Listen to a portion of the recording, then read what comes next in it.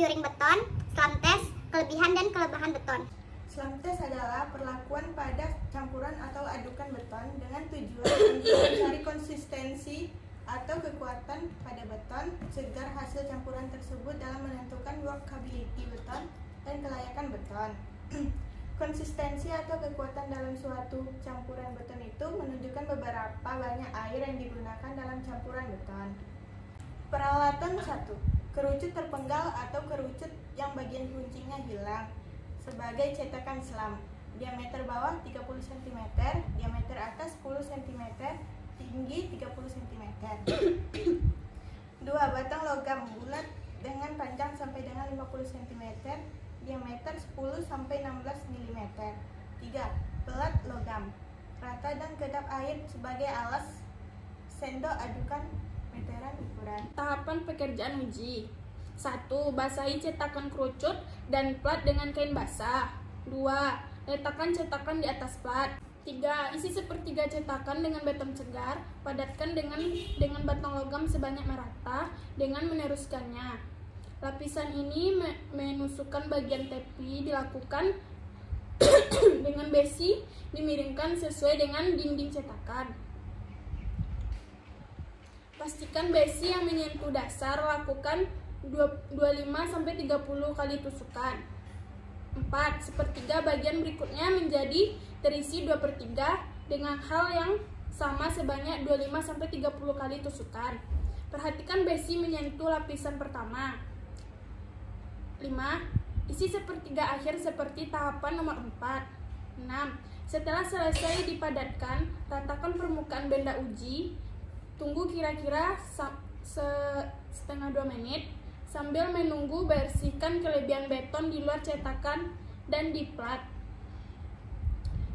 6. Cetakan diangkat perlahan tegak lurus ke atas. 7. Ukur nilai SLAM dengan membalikan kerucut di sebelahnya menggunakan perbedaan tinggi rata-rata dari benda uji. 7. Toleransi nilai SLAM dari beton segar kurang lebih 2 cm.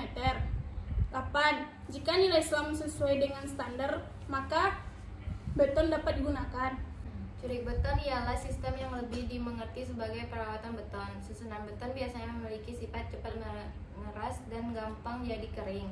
Maka dari itu curing beton dilaksanakan supaya kandungan air pada beton tidak cepat menyusut hingga menghasilkan beton berkualitas baik. Perawatan beton ini dikerjakan saat permukaan beton yang terbuka sudah alami babak hardening atau pengerasan, dan ditunjukkan supaya reaksi senyawa kimia pada material kombinasi pembikin beton ada pada keadaan yang konstan.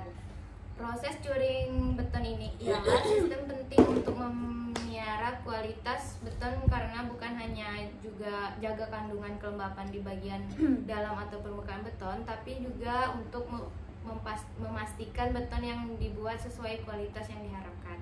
Berikut beberapa manfaat yang didapat saat melakukan perawatan pada beton. Di antaranya, menjaga beton dari kehilangan kandungan air sepanjang proses perkerasan awalnya. 2. Menjaga ketidaksamaan temperatur beton dengan beragam peluang peralihan cuaca. 3. Memelihara kestabilan dari dimensi susunan pada beton. 4. Menolong untuk hasilkan kemampuan beton yang berkualitas tinggi. 5. Menjaga sisi dalam atau sisi permukaan luar beton supaya tidak kehilangan air saat evaporasi di beberapa hari pertama. 6. Menolong proses perubahan kuat pencet pada beton lewat curing beton dengan evaporasi. 7.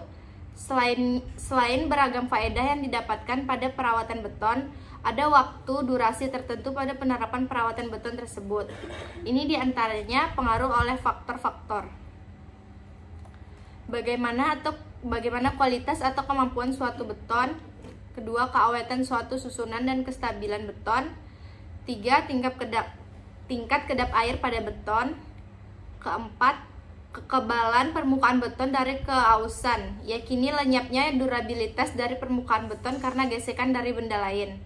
Kemudian konsisten volume dari beton yang terkait karena ada penyusutan. Berikut ini kelebihan-kelebihan beton jika dibandingkan dengan bahan bangunan yang lainnya. 1. Biaya pembuatan beton terbilang cukup murah mengingat bahan-bahan penyusunnya bisa diperoleh dari daerah lokal, kecuali untuk semen portland yang harus didatangkan dari luar daerah. 2. Begitupun dengan biaya pemeliharaan beton terhitung cukup rendah karena material ini mempunyai tingkat ketahanan yang tinggi. 3. Di samping tahan terhadap aus, beton juga tahan terhadap api dan air, sehingga penghuni bangunan senantiasa bisa merasa aman. 4. Beton memiliki daya kekuatan dan daya dukung yang sangat tinggi sehingga bisa diaplikasikan pada segala desain bangunan. 5. Kondisi beton juga tidak mudah terpengaruh oleh lingkungan, sehingga risiko mengalami korosi dan pembusukan kecil sekali. 6. Tidak seperti pasangan batu, partikel-partikel pada beton mampu membentuk susunan yang padat dengan ukuran yang lebih kecil. 7. Beton bersifat fleksibel, artinya bisa dibuat dalam bentuk dan ukuran yang sesuai dengan keinginan tanpa mempengaruhi kualitasnya secara langsung. Di sisi lain, kekurangan-kekurangan beton apabila dibandingkan dengan material bangunan lainnya yaitu 1. Walaupun beton mampu menahan gaya beban dengan baik, tetapi kekuatannya saat menerima gaya tarik cukup rendah. 2. Selama proses pengeringan, beton yang masih basah bisa mengalami penyusutan akibat strukturnya mengerut.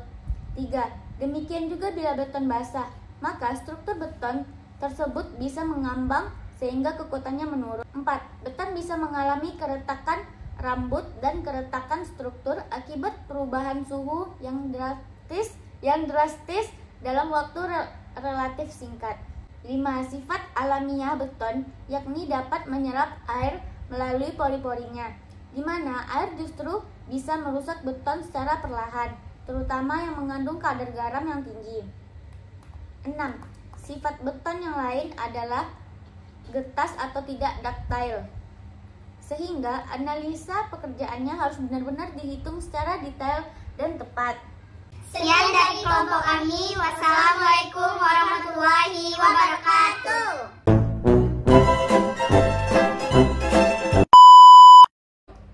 Ya. Keranjang di bawah ini.